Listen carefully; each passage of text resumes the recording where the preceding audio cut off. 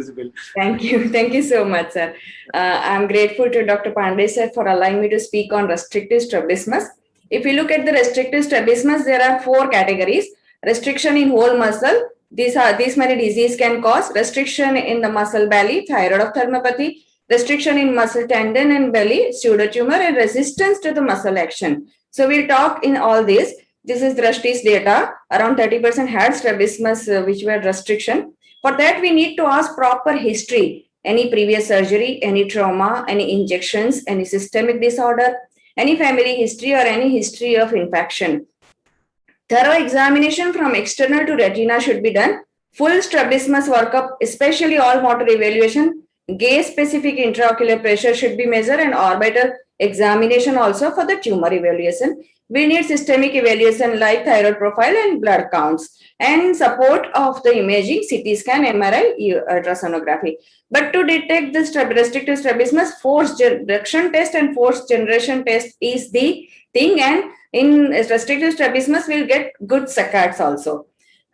So this boy had a congenital fibrotic syndrome, which is restrictive strabismus, can come in family, can come as a sporadic. This 3-year girl had vision, only movement and the down only, rest of the movement were not there. So between 6 months of multiple surgeries, we could give this result. Still she had little exo. We need to correct that. 24-year male again presented with lateral rectus congenital fibrotic syndrome, and we did periosteal fixation here. Duans we all know, and I'll not discuss lot here because we discuss in all strabismus conferences. So this is also a cause. Monocular elevation deficiency, especially the restrictive variety. But in turn, whenever there is paralytic variety, in turn it becomes restrictive because of the antagonists become fibrosed. Still, the pathophysiology is not known, maybe congenital. But in our hand, inferior rectus supramaximal recession works well. And sometimes we may have to add with the naps also, and that gives good correction also. Brown's, we all know, deficit elevation in children in adduction, and these also I'll not discuss much here because we all are sitting and we are discussing Brown syndrome lot many times. Bilateral Browns also can be there. Management simply is SO loosening by any means, pre-tenectomy, tenotomy, guarded tenotomy. But before surgery, look into the scan. So there should not be anything on the trochlea. This 65-year male presented before 11 years with esotropia since childhood, and forced reduction test for the abduction was strongly positive. So we suspected tight muscle. We started operating. This is old video of 2009. We made a paralimbal incision. So since it was a tight muscle, it was very difficult to pass the second hook under the muscle also. Somehow we could, and the moment we started passing the suture of muscle went off. So it can happen with anybody, anytime with the tight muscle. Somehow in this patient, we could find the muscle. To put this thing here, this is post-operative photo and video of this patient. To put this thing here just for the tips and tricks in certain conditions. Do not lose the patients, be calm and cool. And as Dr. Chetani said, that preserve the sheath. That works best when it's a tight muscle. But of course, prevention is better than cure. So if you have FDT strongly positive, keep some types of instruments ready, like this double hook. When you can pass, you don't have to put 2 hooks, and you don't need assistance also. Some kind of spatula which prevents your needle sliding into the sclera. So prevent the sheet is also. This lady presented after at 30 years of age, and when after eliciting history, she gave the history of sinus surgery. So the things CT scan showing medial and inferior rectus together. So we separated that. We did recession. We could give her a ortho position, and later on we treated with the palpebral fissure changes also. Post-injection scarring also can cause, like nowadays people are putting bupivacaine, which is known for thickening the muscle, and also orbital inflammation, which causes the scarring. Endocrine myopathy, like thyroid ophthalmopathy, is the disease which causes restrictive strabismus. Here, the muscle will be involved. So, CT scan will tell us everything. This kind of patient, before treating, we must know the classification. We usually follow UGOGO classification, but we must know what the Rundle curve is. Rundle curve is 6 to 24 months, and till that time, patient gets in a stable condition. So, on which stage the Rundle curve patient is, according to that, we can treat the strabismus.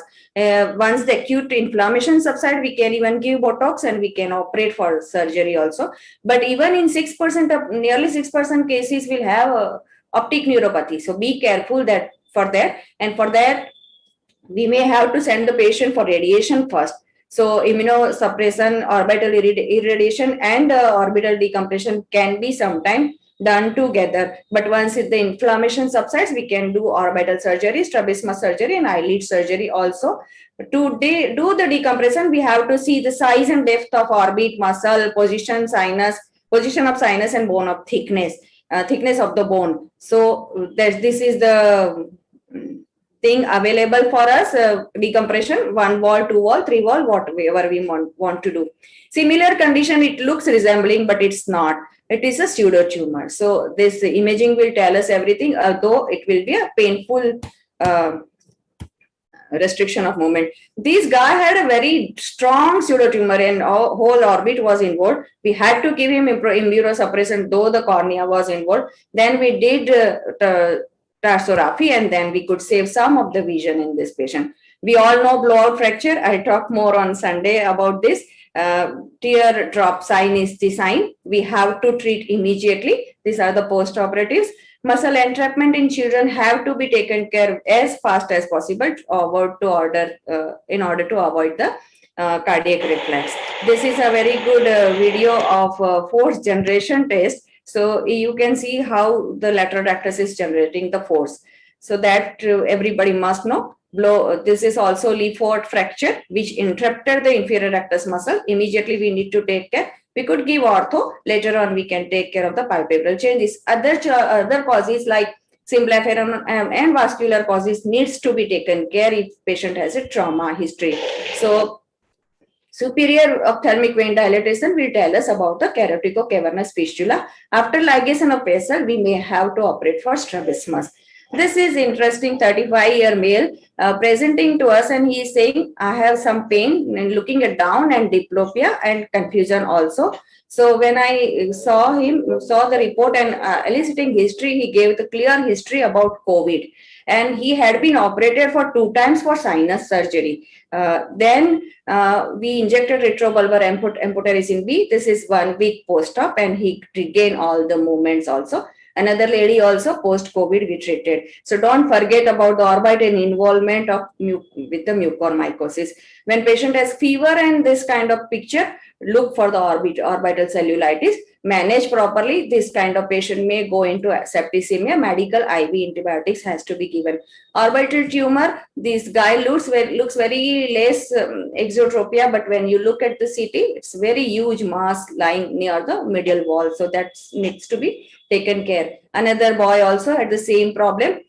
Very big mass under the inferior rectus, though the inferior rectus was quite free. We operated, did orbitotomy, and inferior rectus we made the free. The swelling also, proptosis also lessened, and we sent this picture photo for HPE, sample for HPE, and it turned out schwannoma of the orbit. This baby looks very normal when she looks down, but if she looks up, recently she got a huge glioma. She is right now under chemotherapy. She'll come back tomorrow.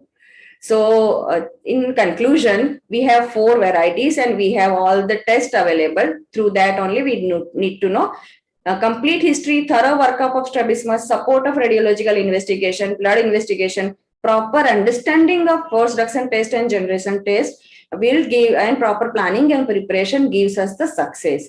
Thanks to my patients, thanks to my teachers.